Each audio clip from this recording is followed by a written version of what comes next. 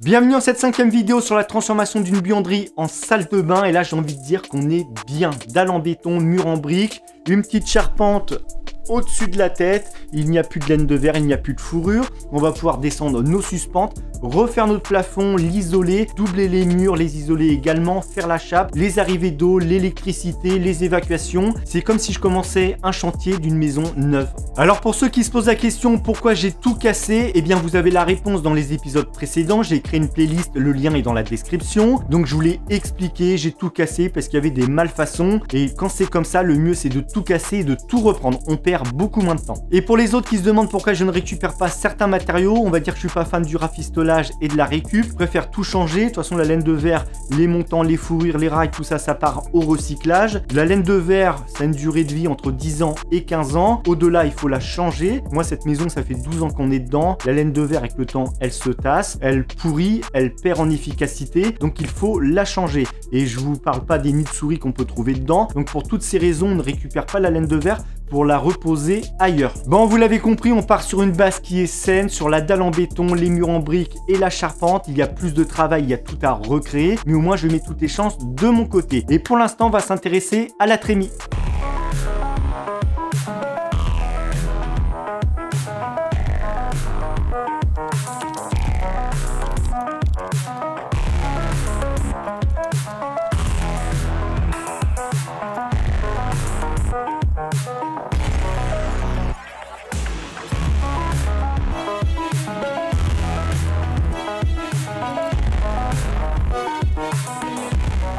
Bon, avec la magie du montage, vous n'avez rien vu. Je me suis absenté pour faire des travaux d'électricité, rien de bien compliqué. J'avais des prises qui étaient cachées derrière un meuble qui pèse 1 tonne. Ça fait des années que ma femme me demande de récupérer les prises et de les mettre de chaque côté du mur. C'est ce que j'ai fait, des nouveaux trous à la scie cloche, j'ai rattrapé les gaines, boîtier prise, on n'en parle plus. J'ai récupéré les ronds des trous de scie cloche, je les ai repositionnés sur les anciennes prises.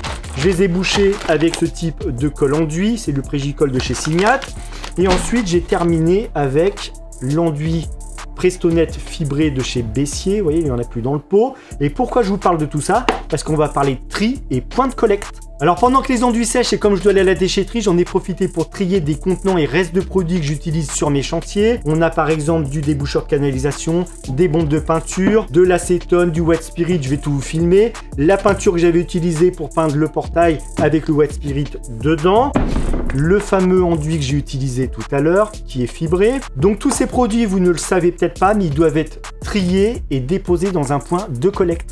Alors c'est super important aussi bien pour notre santé que pour l'environnement. Tous ces produits, on ne les jette pas n'importe où, on ne met pas ça dans la poubelle d'ordures ménagères. On ne vide pas tous les produits dans les canalisations, sauf bien sûr le produit qui est dédié aux canalisations, le déboucheur. Vous le mettez dans vos WC ou dans votre évier. Si on peut s'en passer, c'est encore mieux. Et la bouteille, bien sûr, elle part en point de collecte. Alors si vous ne savez pas où jeter vos déchets chimiques, je vous invite à découvrir EcoDDS et cette application, vous avez également le lien dans la description. EcoDDS, c'est un éco-organisme, une société qui regroupe, collecte et traite nos déchets chimiques. Donc sur cette table, ce sont tous les produits chimiques que je dois déposer en point de collecte. De la bombe de peinture qui a séché, la bouteille du déboucheur de canalisation, pareil pour le wet spirit, l'acétone, l'alcool à brûler, une bouteille de colle à bois phase aqueuse, il ne reste plus grand chose. Le paquet de colle enduit, il y a ça au fond, je ne vais plus l'utiliser, donc on le dépose. Pareil pour la colle en pâte qui a séché dans le seau.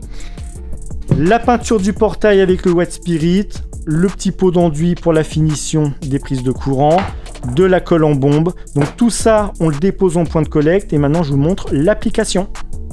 Alors EcoDDS, ils ont un outil de géolocalisation qui est très simple à utiliser. Vous mettez le nom de votre ville et vous allez trouver tous les points de collecte qui qui sont les plus proches de chez vous. Encore une fois, le lien est dans la description. Alors l'application EcoDDS, elle est très simple d'utilisation. On tape le nom de sa ville et on va pouvoir trouver le point de collecte autour de chez soi. On va faire le test. Tout savoir sur les déchets chimiques, peinture, alcool à brûler, herbicides, tout ce que vous pouvez déposer en point de collecte EcoDDS. Près de 680 tonnes de déchets chimiques collectés depuis 2014. Il y a beaucoup d'actualités, beaucoup d'articles. Je vous invite à découvrir tout ça. Je tape le nom de ma ville, Blois. On valide. Donc là, ça va me sortir tous les points de collecte. On réduit le menu. Donc j'ai un point EcoDDS à la déchetterie de la chaussée Saint-Victor. J'en ai un autre à Blois Sud. Si je me balade, j'en ai un à celle de Vineuil. J'en ai un à Montpré-Chambord. Et si je réduis la carte, je vais voir tous les points de collecte autour de Blois. Vous voyez qu'il y en a quand même pas mal. Et si je réduis complètement la carte, forcément, je vois tout ce qu'il y a en France. Alors c'est un réflexe qui est très simple à avoir, on bricole, on rénove, on trie et on dépose en point de collecte EcoDDS. Bon, vous avez vu, rien de compliqué en soi, en fonction de votre ville, vous trouvez votre point de collecte, vous déposez tous vos produits chimiques, vous faites un geste pour l'environnement, pour votre santé et pour celle des autres. Je file à la déchetterie et ensuite on continue les travaux.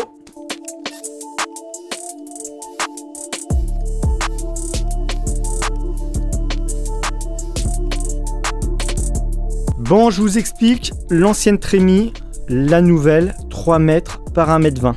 L'idée, c'est de couper cette partie de la solive, on s'arrête au niveau de la fourrure, on enlève l'entretoise et on refait la même chose dans l'ancienne trémie pour refermer par-dessus avec un plancher. Le palier, je vais certainement l'agrandir, je verrai quand on en sera à faire l'escalier. L'escalier va venir dans ce sens-là, on va monter comme ceci, tourner là, mais là j'ai un petit bout de palier qui doit faire 70 cm, j'aimerais bien au moins 1 mètre. Donc je remettrai des entretoises dans ce sens-là. On verra ça quand on fera l'escalier. Pour l'instant, je vais me servir de l'échelle à grenouille que vous voyez ici, qui va venir dans ce sens-là, et puis je vais tourner comme ça ou comme ça, on verra. Donc j'ai été chercher de l'OSB. Vous voyez, là je suis sur une planche d'OSB, c'est les planches qui m'avaient servi à faire ma cabane de jardin, il m'en restait. Donc je vais en mettre tout autour, comme ça au moins je ne passerai pas au travers. Donc 3 mètres par 1 mètre 20, on coupe tout ça. Et ce bout de solive que vous voyez, il faut que je le rehausse parce qu'il est légèrement plus bas que ces deux-là. Donc je vais mettre l'été troisième main en dessous, on va le redresser. Et puis on va mettre par-dessus cette solive et cette solive, juste fixer sur celle-ci des bouts de bois, je vais voir ce que je vais récupérer. Parce que là, quand je vais couper, forcément, ça va tomber. Donc ce sera maintenu sur le bout de bois. Je vais mettre un serre-joint et ça suffira. Et comme ça, on pourra le descendre facilement. Donc j'ai ramené tous mes outils. J'ai été chercher des solives. J'avais des planches de coffrage. Je verrai si elles peuvent m'être utiles. Mais toujours est-il que le but, c'est de couper ça. Et vous allez voir, c'est assez facile à faire. Et donc, je me retrouve avec ma nouvelle trémie. Donc là, ce qu'on va faire, c'est qu'on va poser un bout de bois ici. Un serre-joint pour bloquer cette solive. Comme ça, elle repose sur les deux autres. Je vais pouvoir couper et ensuite en dessous je vais mettre un étai troisième main si j'y arrive. Normalement ça devrait passer avec le rayonnage pour pouvoir la relever parce que là j'ai un petit décalage, il n'y a pas grand chose mais si je peux la relever c'est pas plus mal. Et puis là j'ai enlevé la suspente parce que ça m'aurait bloqué de toute façon. Donc là l'idée c'est de couper et on va faire pareil sur cette solive et puis là-bas on va mettre deux bouts de bois pour que lorsque j'ai coupé forcément ça repose sur ces deux solives.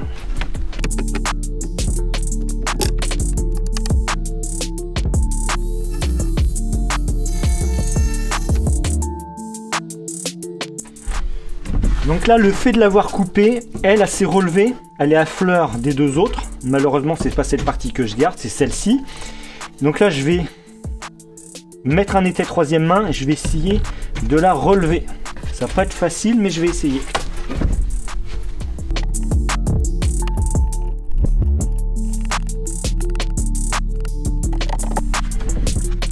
Bon, c'est pas mal, je l'ai relevé plus. On va essayer de finir avec ça. Ouais, là je suis à fleur. Là on est bon. Je suis revenu à fleur, c'est nickel. Donc maintenant on n'a plus qu'à couper nos entretoises. Je vais aller couper ça, les fixer. Je vais remettre une entretoise d'une seule traite devant les deux entretoises qui vont venir, une ici et une là.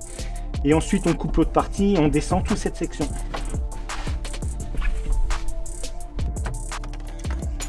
Donc j'ai coupé une entretoise, on va la mettre ici.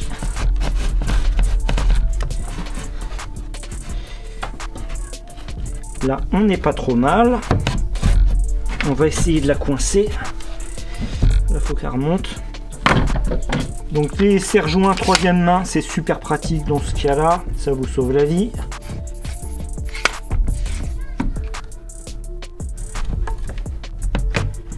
Là, elle est bien.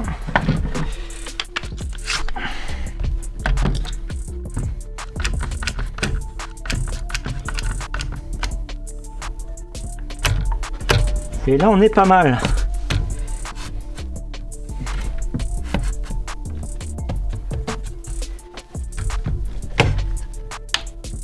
Et voilà. Donc elle, on va la remonter. On est pas mal. Maintenant, je vais visser comme ceci, et après je mettrai les demi-chevrons que j'ai coupés derrière pour faire une butée. Et devant, après, je vous l'ai dit, on remet toute une longueur.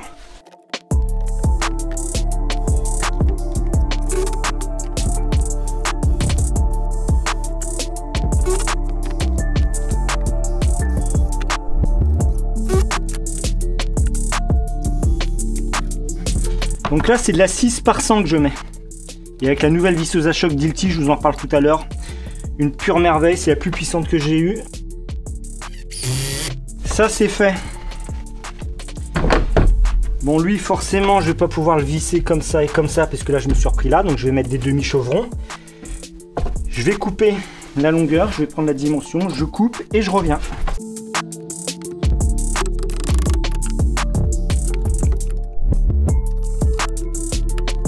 Donc là, je vais placer un demi-chevron pour me faire une butée. Ce que je veux, c'est juste avoir la profondeur de ça. Nickel. Et là, je peux le visser directement. Bon, c'est un peu long. On recoupera ce qui dépasse. J'ai pas en dessous.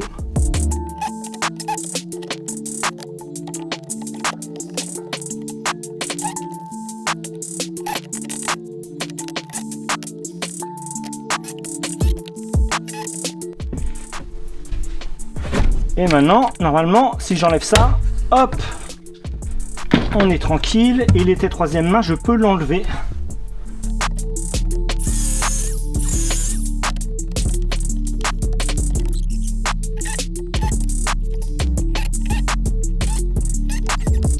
Donc là, c'est terminé. J'enlève l'été troisième main et normalement, ça ne doit pas bouger.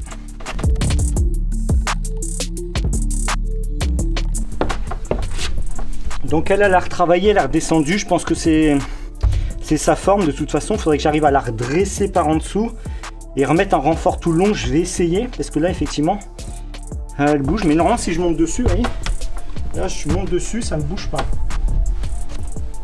On va vers ça après. Je vais la redresser, la remettre de niveau comme j'ai fait et remettre un renfort tout le long. Je pense que ça va aider. Pour l'instant, on va couper cette partie. Donc là, on refait la même opération, on coupe à la scie sauteuse. Alors ça peut se couper à la scie circulaire, comme on pourrait le faire avec une scie Egoin. La scie sauteuse, c'est moins dangereux. Une scie circulaire comme ça, dans ce sens-là ou à l'envers, si la lame se bloque, ça peut être compliqué.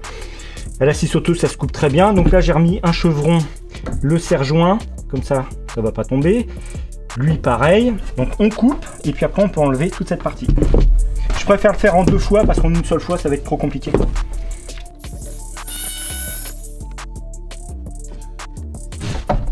Et maintenant, on va à la pêche, vous voyez, il n'y a plus qu'à essayer de le sortir, et voilà. Donc là, on va couper cette partie. Ce petit bout qui reste, je pense que ça partira avec tout ça. L'entretoise, j'ai coupé les clous, donc elle ne tient plus. Donc on refait la même opération.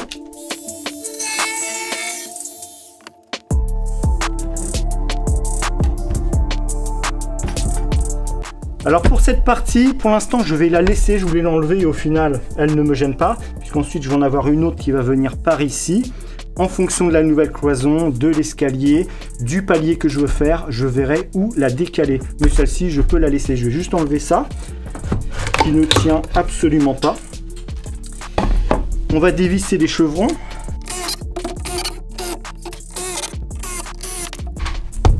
Ça c'est fait. Je vais couper les clous, ça peut être dangereux.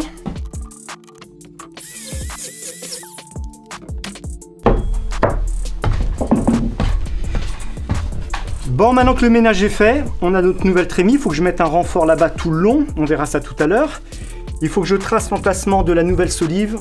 On la place, une entretoise, et on a terminé. Donc là, j'ai tracé un trait. Je sais que c'est l'extérieur de ma solive. On va mettre un demi-chevron ici. On va visser. Comme ça, je vais pouvoir buter ma solive contre le chevron. Ça va me la caler. Un serre-joint, le temps. Parce que là, j'ai 3 mètres. Ça va pas être facile à manipuler tout seul. Enfin, ça se manipule, mais le temps de la visser ou de la clouer, au moins ça va me servir de buter.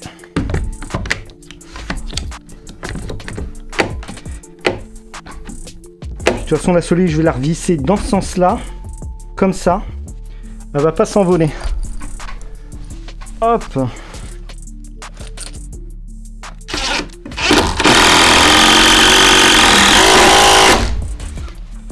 Ça, c'est fait. Et donc oui, la visseuse Hilti, la SID4A22, batterie 22 volts, visseuse à choc. Vous avez le lien dans la description. C'est la plus puissante que j'ai eue. Ça rentre tout seul, il n'y a même pas besoin de forcer. Impeccable. Ça c'est fait. Je pourrais remettre une vis de l'autre côté, on verra. Faut que je coupe ce qui dépasse. On fait la même chose de l'autre côté et ensuite on place la solive.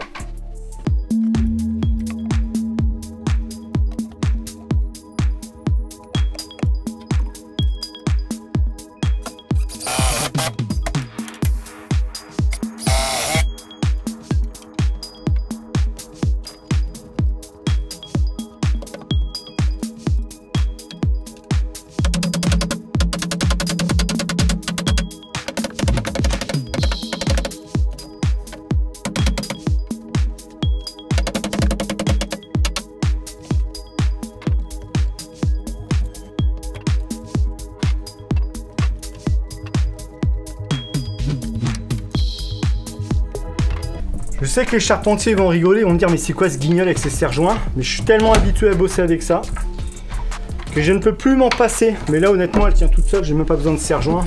C'est histoire de dire que voilà, ça glisse pas. Donc là on lui remet des vis.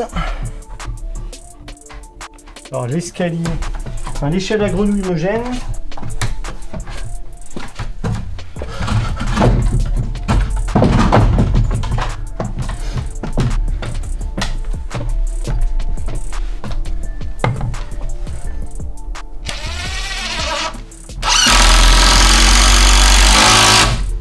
Voilà, une petite deuxième pour la route.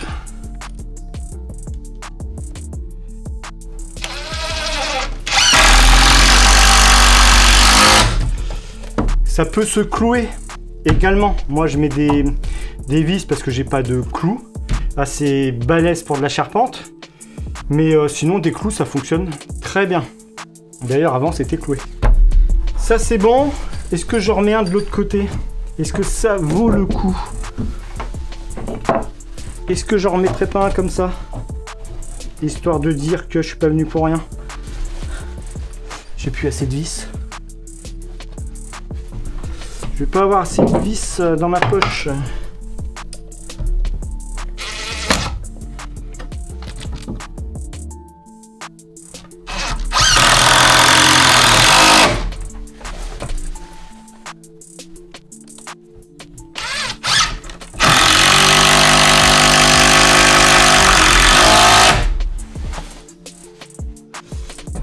On va en remettre une comme ça.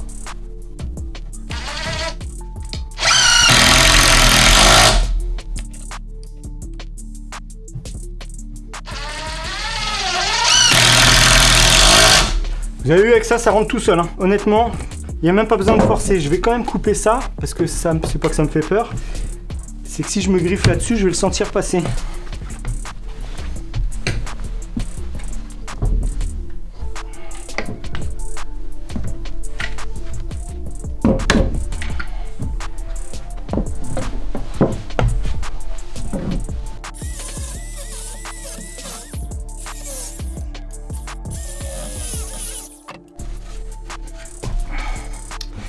Des vis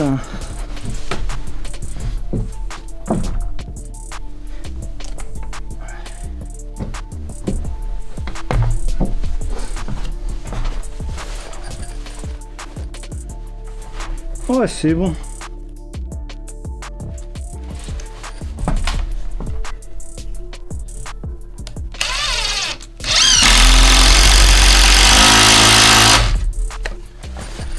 Donc là, ça l'a pris parce que vous voyez, ça prend tout ça. Donc on est bon.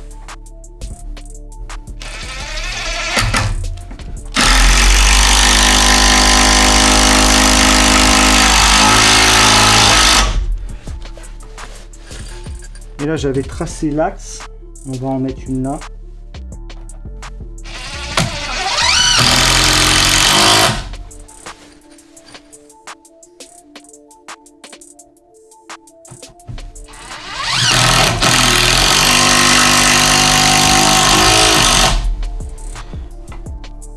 Ça va pas s'envoler.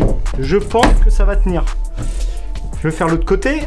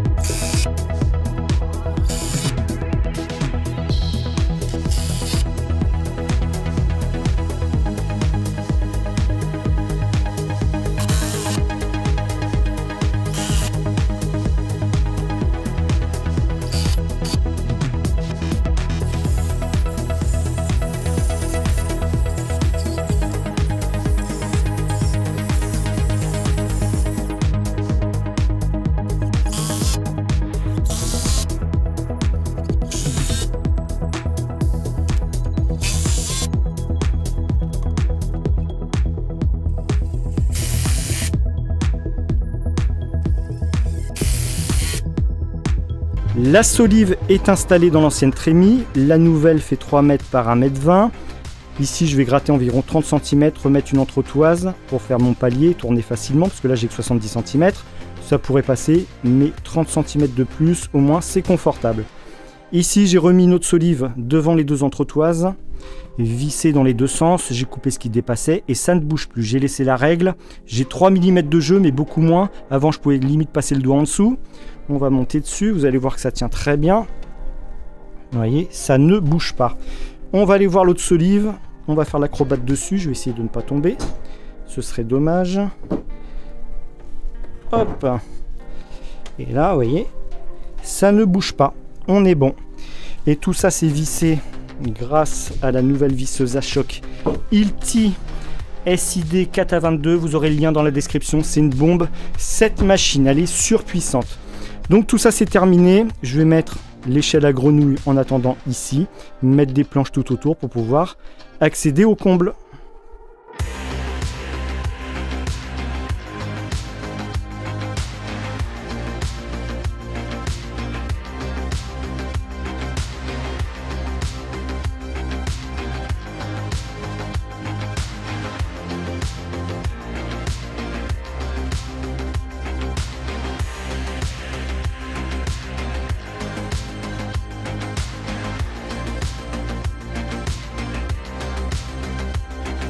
Bon, c'est terminé pour cette vidéo, on a quand même pas mal avancé. Il nous restera à faire le plafond, c'est ce qu'on verra dans le prochain épisode. Les suspentes, on met le laser, ligne horizontale, on règle toutes ces suspentes. On met les fourrures, on visse les plaques de plâtre et on aura un plafond nickel. J'ai mis l'échelle à grenouille dans ce sens-là, vous voyez, comme ça je peux monter dans les combles. Je vais mettre des planches tout autour comme je vous l'ai dit et je vais pouvoir stocker quelques affaires que je reçois pour cette salle de bain. Parce que là je commence à en recevoir pas mal, il faut que je puisse les stocker, les avoir sous la main. On va se retrouver d'ici 15 jours parce que là ce sont les fêtes de fin d'année, donc on va se retrouver en 2022. En attendant, passez de bonnes fêtes de fin d'année, portez-vous bien et à une prochaine vidéo.